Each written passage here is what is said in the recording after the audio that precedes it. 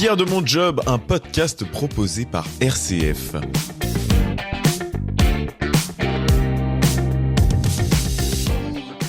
C'est dans l'heure que nous nous retrouvons pour ce nouvel épisode de Fier de mon job. Nous avons rendez-vous au sein de la base opérationnelle Enedis de Vernon-les-Andelys avec sa manager Corinne Piesco. Alors Oumar, donc tu es parti ce matin donc sur Passy-sur-Eure pour une déshérence. Tu as bien veillé que le SI tout est à jour ? C'est ça. Ok, très bien. Je suis comptable de formation. J'ai débuté mon parcours professionnel au sein de l'entreprise en novembre 2003 en tant que comptable. En 2007, j'ai rejoint la direction régionale d'Île-de-France-Ouest où j'ai évolué pendant plusieurs années. Cette période a marqué un tournant dans mon parcours avec une orientation progressive, avec des missions plus techniques. J'ai d'abord intégré la cellule pilotage centralisée avant de rejoindre l'équipe des chargés de projet.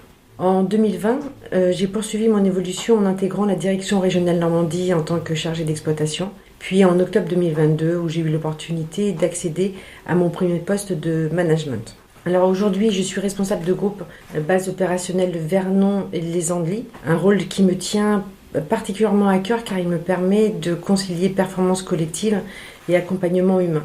Alors au quotidien, je m'attache à instaurer un climat de confiance basé sur l'écoute, le respect et la transparence. Et ce rôle de manager, comment vous l'abordez sur le plan humain au quotidien ? C'est quelque chose qui vous a peut-être toujours attiré ?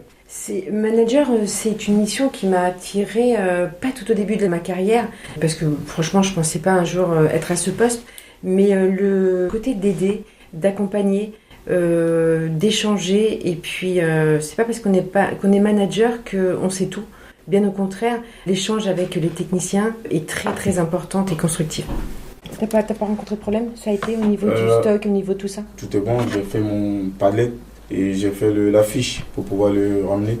Très bien, ok. Il vient de chercher et j'ai rangé, j'ai fait l'inventaire et j'ai passé ma commande. Ok, donc là moi je dois valider ta commande. C'est ça. Ok, ça marche, super. Merci beaucoup Omar. Ça marche. Ces techniciens, en faisant mon entrée dans les locaux d'Enedis pour venir vous rencontrer, j'ai remarqué qu'il y avait surtout des hommes. Manager, quand on est femme, dans un monde d'hommes, comment vous abordez ça aussi, cet aspect-là ? C'est un challenge parce qu'effectivement, en base opérationnelle, généralement, il y a beaucoup d'hommes. Quoique, les femmes commencent à apparaître en base opérationnelle, mais je pense qu'on a toute notre place parce qu'on aborde différemment les problèmes, on accompagne différemment et le travail avec les hommes est très intéressant. On s'apporte vraiment mutuellement de belles compétences tous ensemble. Vous avez décrit à nos auditeurs votre progression au sein de l'entreprise Enedis. Est-ce que vous avez eu le sentiment que ça s'est fait naturellement, que cette progression a accompagné vos ambitions professionnelles au fur et à mesure du temps ? L'évolution s'est fait progressivement, mais pas forcément avec beaucoup de facilité. Des remises en question, beaucoup d'apprentissage. Ça s'est profilé les 10 dernières années en fin de compte. Avant d'entrer chez Enedis, est-ce qu'on peut en savoir encore un peu plus sur votre parcours ? Quelles études vous avez suivies ? Quel diplôme pour peut-être que nos auditeurs et auditrices sachent quel cursus suivre ou quelle réorientation enclencher pour arriver jusque-là ? Je suis rentrée donc dans l'entreprise avec un bac professionnel en comptabilité. J'ai eu envie de reprendre mes études, donc j'ai fait un BTS économie et gestion en cours du soir aux arts et métiers. J'ai choisi de le faire personnellement et ça m'a permis donc de mettre des choses en place, même s'il n'a pas forcément été reconnu dans l'entreprise, mais personnellement ça m'a permis d'aborder les choses différemment. Pour vous, quelle qualité il faut pour être manager au sein d'une base opérationnelle Enedis ? La qualité première, c'est être patiente, savoir écouter et gérer les problèmes, oser gérer les problèmes au fil de l'eau. Cette gestion des problèmes au fil de l'eau, est-ce que c'est ce que vous préférez au sein de ce métier ? Est-ce que c'est la relation avec les équipes ? C'est l'inattendu au quotidien ? C'est quoi votre partie préférée ? Ma partie, c'est vraiment l'accompagnement humain, vraiment les aider, nous aider, j'ai envie de dire, parce que même les agents aident les managers dans leur évolution. C'est vraiment l'échange, c'est vraiment ce qu'on construit ensemble. Et quand on voit le résultat après quelques années, quelques mois, on se dit ok, ça match, on continue. Le salaire, quand on est manager opérationnel, ça correspond aux attentes qu'on peut avoir avec votre parcours, votre degré d'études. Qu'est-ce qu'il en est ?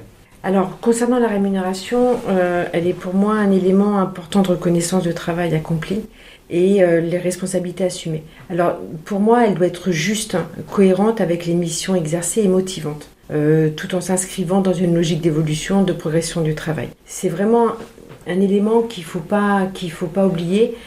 Après, la rémunération, elle n'est pas forcément que pécuniaire, elle peut être aussi à base de formation, à base d'accompagnement sur d'autres projets.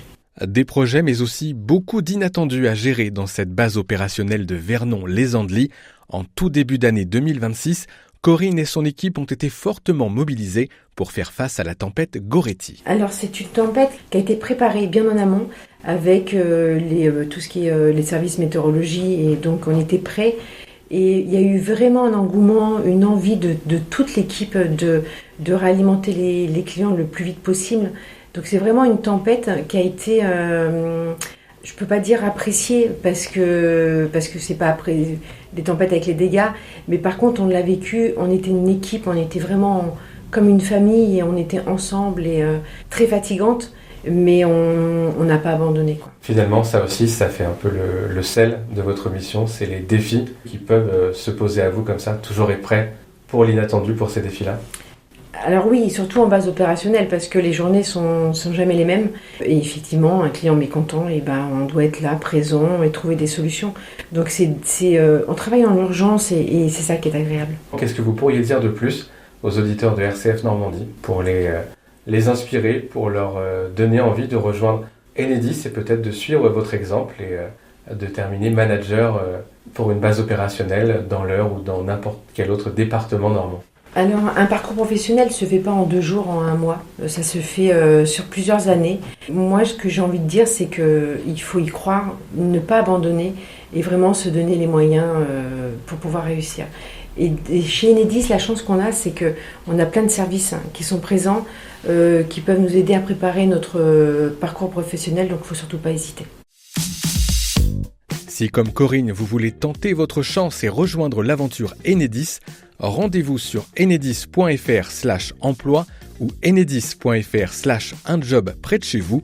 En 2026, Enedis propose 1700 postes en CDI dans toute la France, dont une grande majorité dans les métiers techniques et les technologies de l'information.